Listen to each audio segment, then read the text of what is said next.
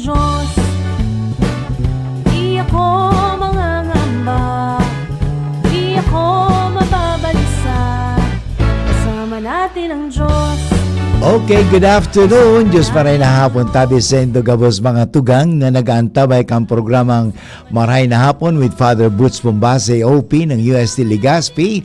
Ngunyan aldaw ning Sabado, Petsa 9, kang bula ning Agosto 2025. Kumusta po kamo mga tugang? Sana po yung kamo sa Maray na Kamugtangan. Ngunyan po, live na live po ako mismo digdi sa estasyon kang DCGB. At gusto ko po lang batiin ang mga nanumpungan ko kasubag-ong aga.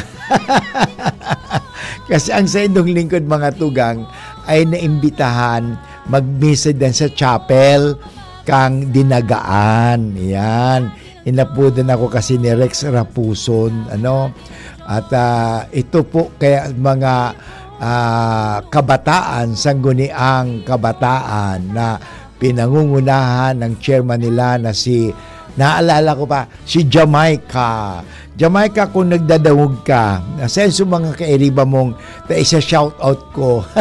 Sabi ko sa inyo, mag-message ka mo sa Kuya Alauna, live ako ngunyan, 0925-811-3851 o sa 0966-533-8475 mga tugang, at sabihin ko, babatiin ko po kamo. Yan, kasi ngunya na daw yata ang sa indang puon kang paliga. Maganda yan, may liga talaga. Sabi ko nga kasi ang mga kabataan, hindi lang po sila ang pag-asa ng bayan, kundi sila rin po ay pag-asa ng simbahan. Kaya sana mga tugang, mga kabataan, kaya kasubag ko, may mga kadakol nagsirimba ha, and kadakol ng mga kabataan nagsirimba. Siyempre, mayroon mo doon, once young o young ones. Sila po ay mga, noon panahon niya, young, once young, then young ones. May mga once young and once young. Mga gurang. 85 years old, kunado sa pangalan kay Iniho.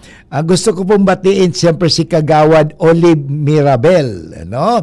Sabi ko, ano mga pangalan nito? I-shout ko. Si Rosa Abunda, saka si kabataan, si Payap. Of course, sabi ko nga i-text din do ako, tabatiin ko kamo.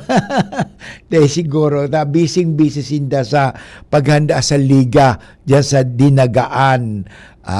Naglaog ako duman sa may NBI baga, laog. Tapos, kadakot pala talagang anduman, mga kaharungan diyan sa lugar na yan, Tapos, sinapot ko, pilang household families diyan. Sabi nila, mga 120 household families. Pero sabi ko, alam mo, iray manlugod sa mga kamalasan o whatever na hindi man magandang pangyayari. Kung pag nagkasunog pala digdiho, delikado, de makakalusot sa bumbero digdi. Paano kaya yan? Kaya sabi ko sa inda, mag-ingat-ingat na sa tabi. Masabi nga, di ba, prevention is better than cure. Yun. Kaya mag-prevent, kaya mag-ingat-ingat kita. Okay? So, gusto ko gararay batiin ang mga taga-Dinagaan. Sabi ko, ano ba tinawag Dinagaan? Talagang pigdagaan ito. Iyo, Father, kaya itong sabi ninda, kay itong Bagyon Rimingda dyan sa Dinagaan, grabe, lampas tao so tubig. Pero sabi ko, kumusta ngunyan sa Indo? Degbaba pa, day naman sa awa ng Diyos. Yan. Kasi delikado baga ito, kung ang mga niyaon duman sa Dinagaan talaga, madagaan. Delikado yan. Pag dinagaan yan, dinuguan na.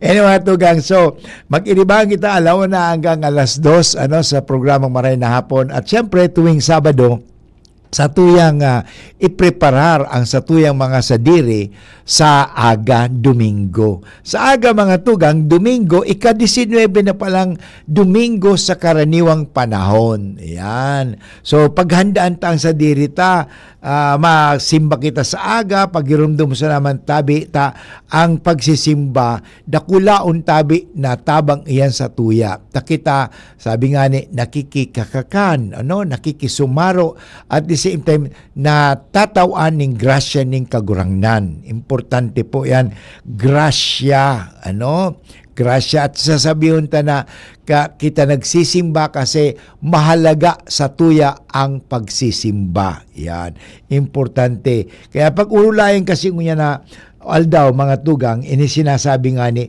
ang pagpapahalaga, yung pagpapahalaga kan sa tuyang mga bagay-bagay digdi sa mundo. Ano ba talaga ang mga pinapahalaganta sa buhay? Sabi nga mga tugang, yung salitang mahalaga, ay hali po yan sa duwang tataramon o dalawang salita na ang ibig sabihin, mahal at alaga. Yan. Kapag sinabing mahalaga, ang ibig sabihin dyan, mahal talaga. Yan. Kaya, isang maaring kahulugan ng salitang ito, mahalagang inaalagaan. So, mahal at alaga. Yan, alaga pala yun, hindi man talaga. Pwede man talaga, mahal talaga, pero ang mas maganda, mahal at alaga. Pinag-shortcut, mahalaga. Yan. Totoo naman, hindi ba?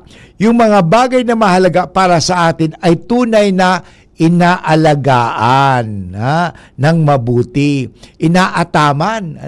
Ano ba ang mga mahalagang bagay sa buhay mo? Ano ba mga inaataman ta o inaalagaan natin sa buhay? Yan. Halimbawa, ang ating pamilya. Yan, sa mga tugang yan, mahalaga yan.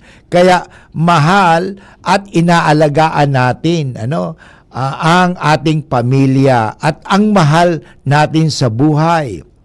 Dahil po sila ay, sabi nga, maituturing na taong malalapit at mahalaga sa ating puso. Kaya naman, sila ay ating inaalagaan. Kaya sila ay huhugutan nga, sabi nga, ng ating inspirasyon para sa ating pagsusumikap. O kasuhapon mga tugang, hali din ako pala sa Burabod. Sabi sa kuya, Father, nagdadog po kami pero maluya ang signal daanin doon. Father, maluya ang signal digdi sa DCGB. Sa Burabod, Libon, Albay. Hali si Father Butch duman ugma. Kasugma kaya, nagtao kami ng relief duman.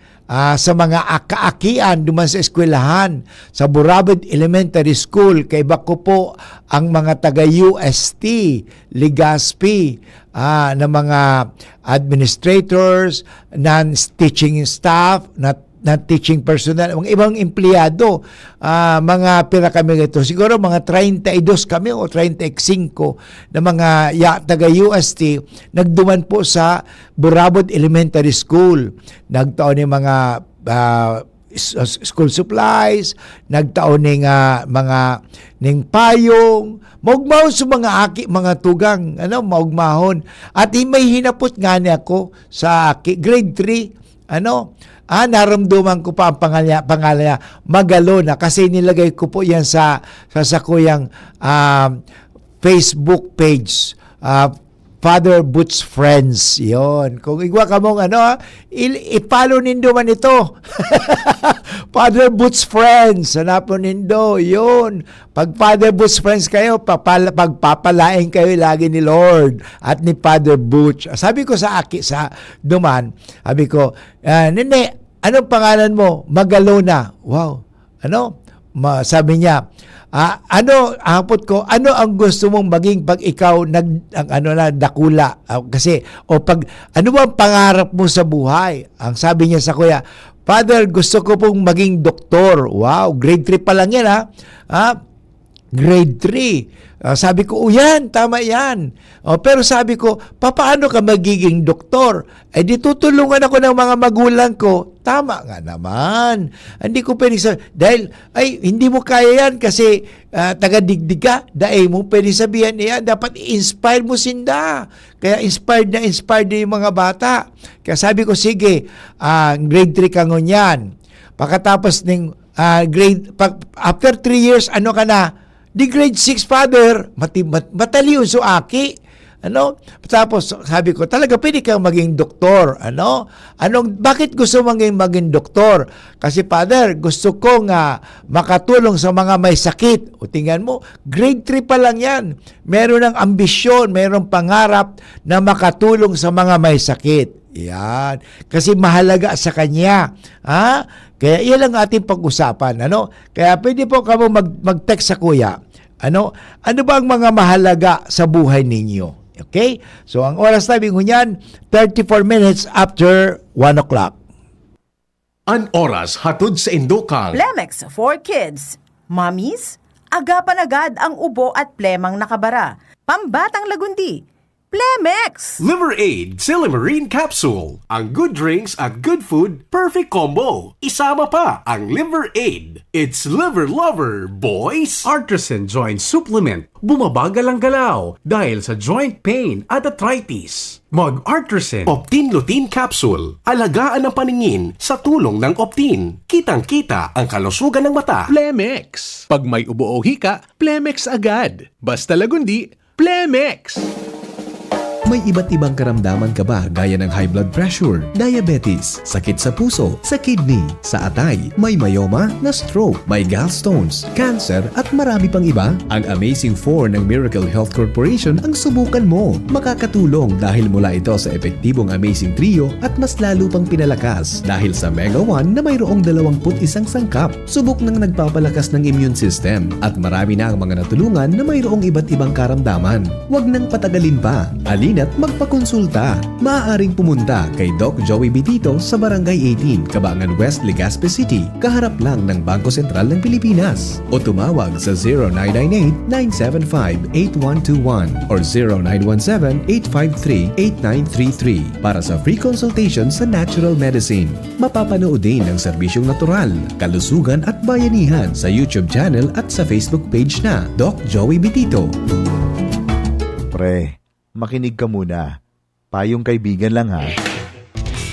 Work hard, play hard. Yan ang motto ko dati. Pero nakakapagod din pala katagalan. Sa gitna ng lahat ng mga puyat, inom at pagkain ng masasarap, kasama na ang oily at fatty foods, kailangan pa ring bantayan ang kalusugan. Tamang kontrol ang kailangan. Katuwang ko, ang Liver Aid. May silimarin na maaring makatulong, protektahan ang atay. Cheers to more good times. Be a liver lover.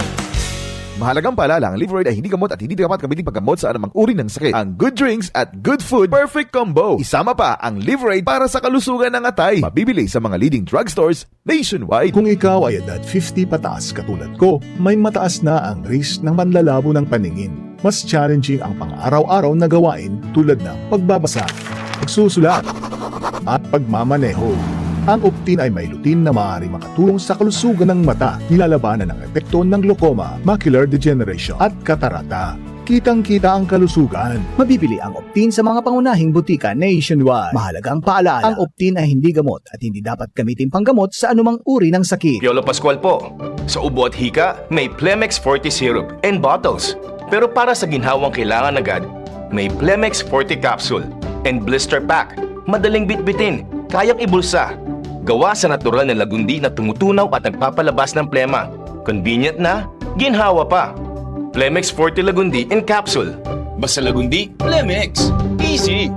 Vitex Segundo L is the generic name of Plemex Forte. If symptoms persist, consult your doctor. It's time to supercharge your savings at the Metro Appliance Blast Sale. Running from July 25 to September 7. Score up to 50% off on selected appliances and electronics. And with up to 12 months installment using major credit cards, MRC card holders. There's an exclusive treat for you. A minimum single receipt purchase of 10,000 pesos at the appliances and electronics department and get a Caribbean electric electric glass kettle 1.7 liter for 199 peso. Valid from Fridays to Sundays only. Per DTI Fairtrade permit number FTEB 228674 series of 2025.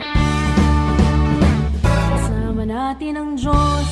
Okay, balik po kita giraray sa programang Maray na Hapon with Father Butch Bombasi, OP, at sa tuya nga ni mga tugang iandamon sa tuya mga sadiri para sa aga. Tapag nagsimba kita, sabi nga ni, mayroon na kitang preparasyon, ano? So, ang ebanghelyo sa aga, mga tugang, magayon mga tugang ang ebanghelyo. Hali sa ebanghelyo ni San Lucas, ano? Lucas August 10 ay ika-19 Domingo sa karaniwang panahon. Medyo may halaba ining kadikit na ebanghelyo, pero magayon mga tugang nasa tuyang basahon at the same time kita ay maghurup-hurup.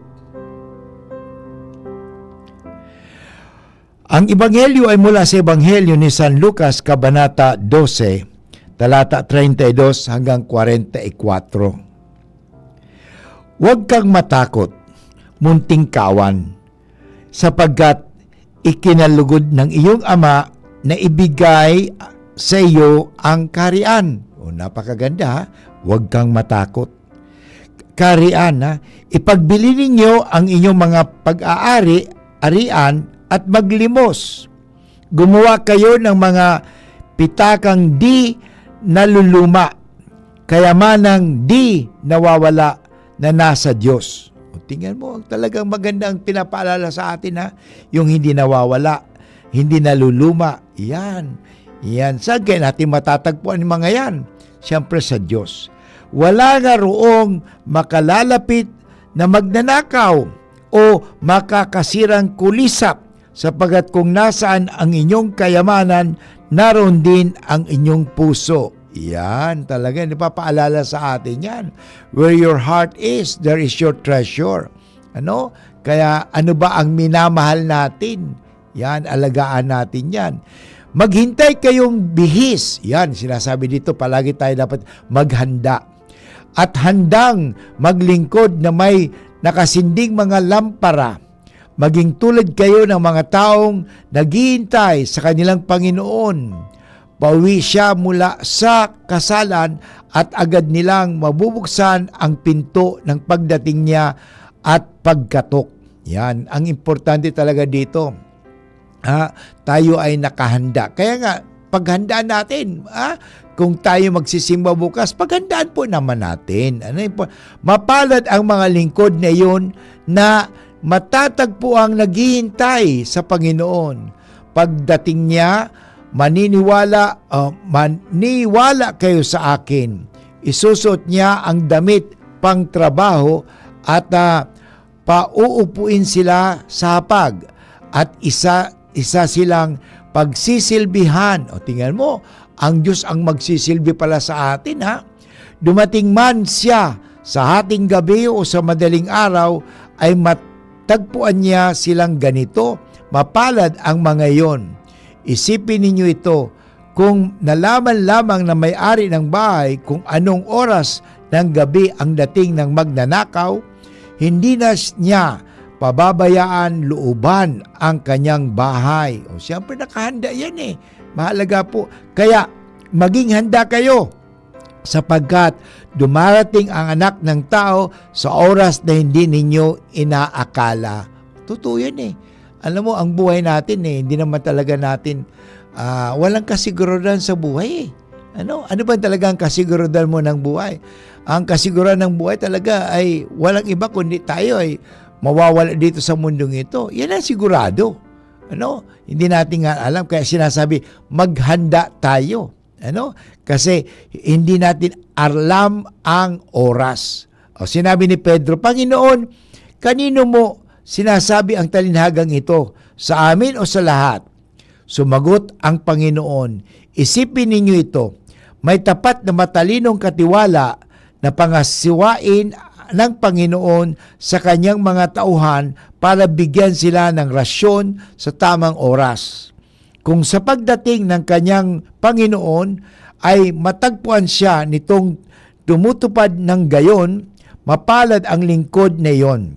Talagang sinasabi ko sa inyo, pangasiwain siya sa lahat ng itong ari-arian. Ngunit maaari lamang maisip ng lingkod na yon, matatagalan pang dumating ang Panginoon ko at sino mang pagmalupitan ang mga utusan, lalaki at babae, at kumain, uminom at maglasing. Ngunit darating ang Panginoon ng lingkod na yon sa araw na hindi niya inaasahan at sa oras na di niya nalalaman. Palalayasin niya ang katulong na ito at pakikitunguhang gaya ng mga di tapat. Maraming hampas ang tatanggapin ng katulong na nakakaalam sa kalooban ng kanyang Panginoon pero hindi naghanda ni sumunod sa kalooban niya.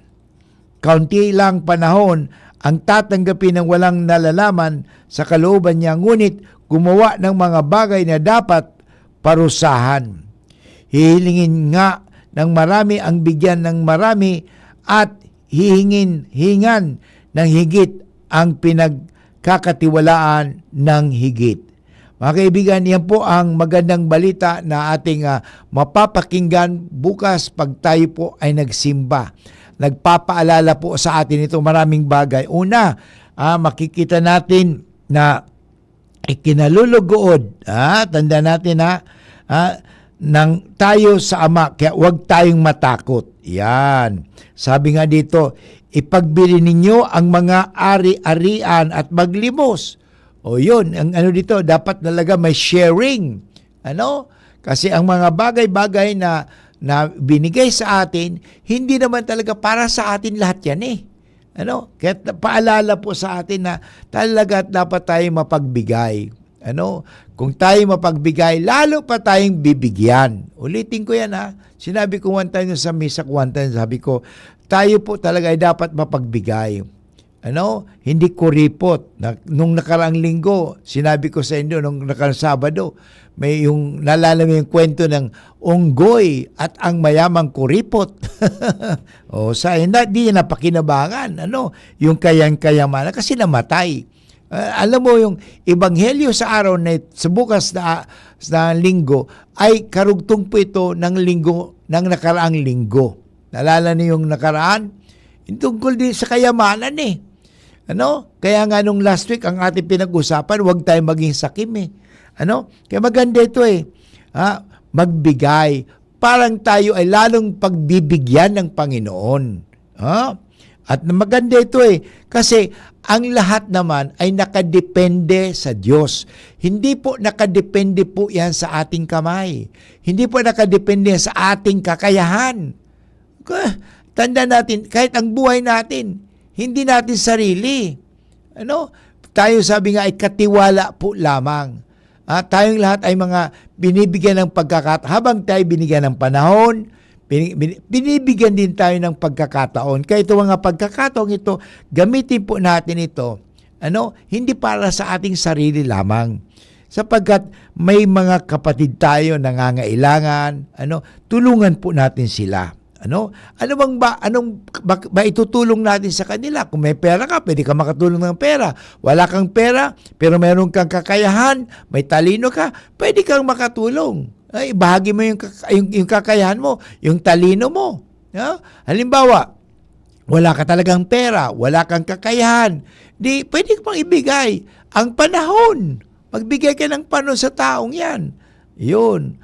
Kaya tayo kasi tatanda natin, there is always an accounting. May darating ang panahon talaga, sabi nga dito lagi tayo nakahanda. Kasi darating po yung panahon na yan. At ang mahirap pag hindi tayo nakahanda sa pag nandiyan na ang panahon. Kaya ang tanong ano pa, Father Butch, ang aming gagawin para makapaghanda? Isa sa mga dapat gawin natin, palagi tayo nakahanda, gumawa ka lagi ng kabutihan. Yan. Magdasal at magsimba tuwing linggo. Maganda pong exercise yan. Sa buhay ng tao. Na kinakailangan. Sabi ko nga kanina sa mga taga-dinagaan, na kinakailangan magsanay tayo. ang isasanay natin. Isanay natin ang paggawa ng kabutihan sa kapwa.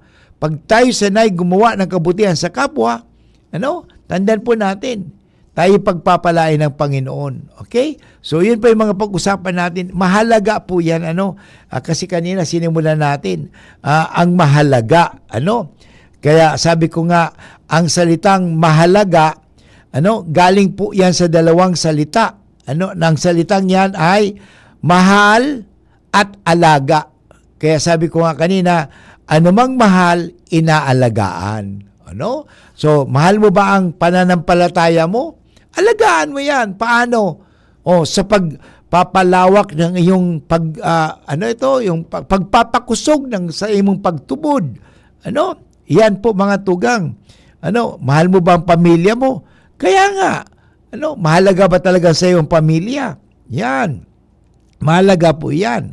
So, tanda natin na pagmahal natin ang tao, mahal natin anumang bagay, ayaw natin itong masira, sa tao, ayaw natin siyang mapahamak, at dinanais natin na magkaroon sila lagi ng kaginawaan sa buhay. Yun naman talaga, hindi ba?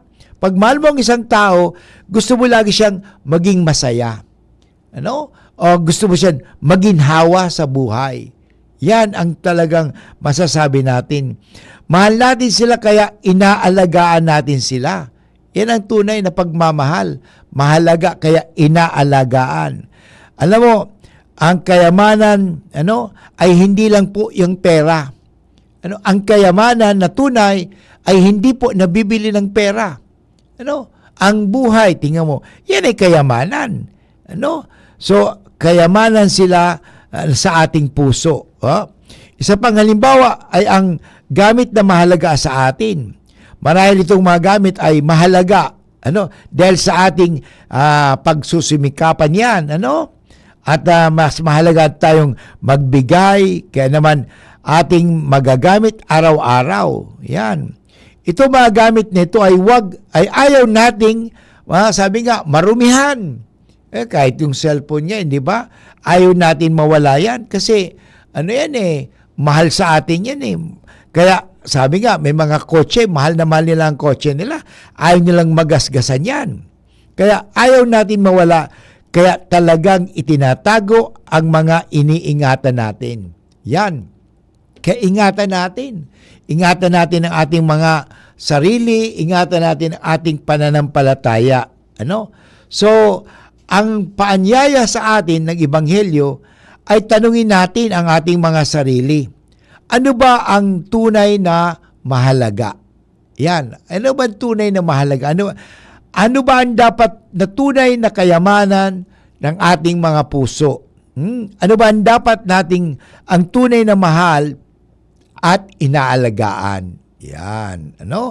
So, hindi masamang mahalin at pahalaga ng ating pamilya at iba pang mahal sa buhay dahil biyaya sila ng Diyos para sa atin. Hindi rin masama na mahalin at pahalaga ng mga bagay at yaman ng ating pagmamay-ari. Tandaan po natin, at dahil ito rin ay biyaya ng Diyos. So sa mga tuwid, ang lahat ng mga biyaya ng Diyos ay dapat natin alagaan, mahalin, mahal at alagaan. Yan, mga bagay-bagay na maka-Diyos. Mapalad tayo at ito'y handog ng Ama sa pamamagitan ni Jesus at grasya ng Espiritu Santo. Ang tanong lang ay, pinapahalagan ba natin itong yaman na ito? Kailan at hindi na mawawala? Yung kayamanan ng ating espiritual, mahalaga po yan. Kaya ito po'y mahalaga, Pinapahalagan ba natin itong yaman na ito na kailanman ay hindi mawawala? Kadalasan ang pinapahalaga natin yung mga nawawala . Kaya nga pag nawala sa atin, nako, ang laking problema . Kaya ngayon, ano ba ang mga hindi nawawala sa atin? Yan ang pahalaga natin. Lalong-lalo na ang buhay, ang ating pananampalataya, yung ating pagmamahal, Yan, kasi hindi po nawawala yon. At lalong-lalo na, mahalaga ba sa iyo ang Diyos? Ang tanong, mahalaga ba sa iyo ang Diyos? At kung mahalaga sa iyo ang Diyos, so tuwing Sunday dapat pupunta ka sa simbahan. Magsisimba ka. Kasi mahalaga ngayon sa Diyos. Ang iba, hindi, Father, hindi man mahalaga sa akin ang Diyos eh. Ang mahalaga sa akin, pera. O sige nga, ang tanong, may pera ka nga, madadala mo ba yan? Pag namatay ka? Wala. Ang tanong ko nga nag-i-enjoy ka ba sa pera mong yan? Hindi rin yata, Kasi, totoo, hindi man maibibigay ng pera ang lahat ng ating kaligayahan. Sabi nga, you can buy food but you cannot buy appetite. You can buy medicine but you cannot buy health. Kaya alagaan po natin yan. Mahalaga po ang buhay. Mahalaga rin po ang ating pananampalataya sa Diyos. Mahalaga ang ating pamilya. Minsan, ang nangyayari, hindi pinapahalaga ng pamilya. Kapag namatay si nanay, napatay si tatay, namatay yung ganito, ang lakas ng iyak. Kasi nga, hindi niya pinahalagan. Too late na po. Habang tayo nabubuhay, pahalagan po natin. Kaya napakahalaga itong paalala sa atin sa Ebanghelyo para bukas. Ang pagpapahalaga ng ating pananampalataya, ang pagpapahalaga sa ating kapwa. Mahalaga po yan, Kaya, paanyaya sa atin sa Ebanghelyong ito, mga tugang, yan, na nais natin na sa Ebanghelyo na buksan ang ating puso sa dapat iuna natin. Sabi nga sa Bible, diba? Seek first the kingdom of God and everything will be added unto you. Hanapin muna natin ang kaharian ng Diyos at lahat mapapasa atin yan. Kaya bigyan natin halaga ang ating relasyon sa Diyos. Napakahalaga po yan. So ninanais sa Ebanghelyo na buksan natin. Ito ay ang Diyos na naghandog ng kaharian niya sa atin dahil nais niyang makasama tayo sa buhay na walang hanggan. Kung ang Diyos nagpapahalaga sa atin, sa buhay natin, pinapahalagan tayo, kailangan din natin bigyang halaga ang Diyos sa buhay natin.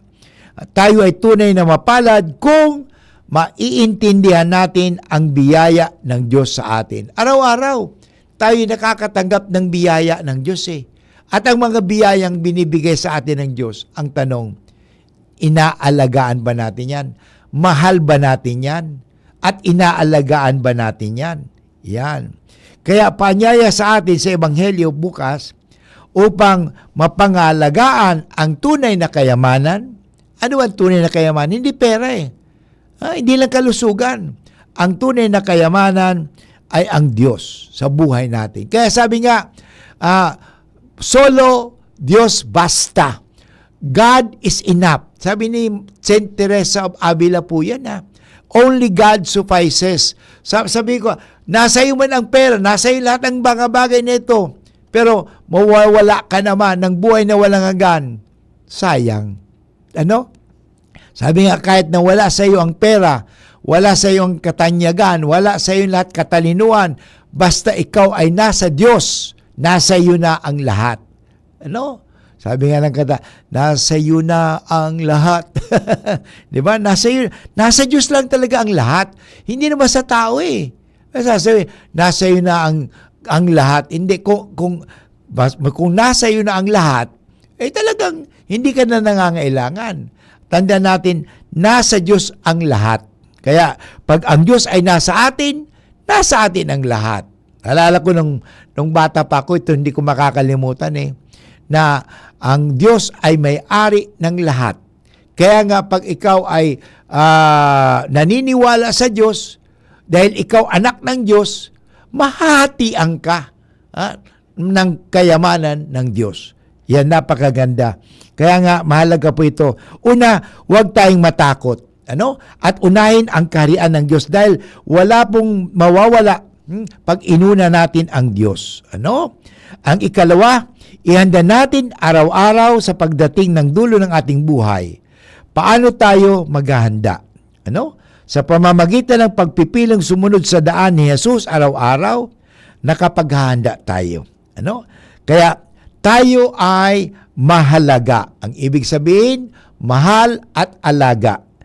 Mahal tayo, kaya tayo inaalagaan ng Diyos. Ano? Sana maging bukas ang ating mga puso sa pagmamahal at pag-alaga ng Diyos. Mga kaibigan, magkita-kita muli tayo sa Lunes, at siguro ang pag-usapan natin sa next week, pagkatapos sa pag-usapan natin ang iwasan ang anumang kasikiman, ay ang pagpapahalaga. Ano mga pagpapahalaga? Pag-usapan po natin yan sa next week, ang mga pinapahalaga natin sa buhay. Ito po muli si Father Boots, nagpapasalamat po ako kay Names, Flora at sa IT production natin kay Jerome Martinez. Nagpapasalamat po ako sa inyo lahat sa patuloy na pag-antabay sa programang Maray na Hapon. See you again on Monday. God bless. Bye-bye.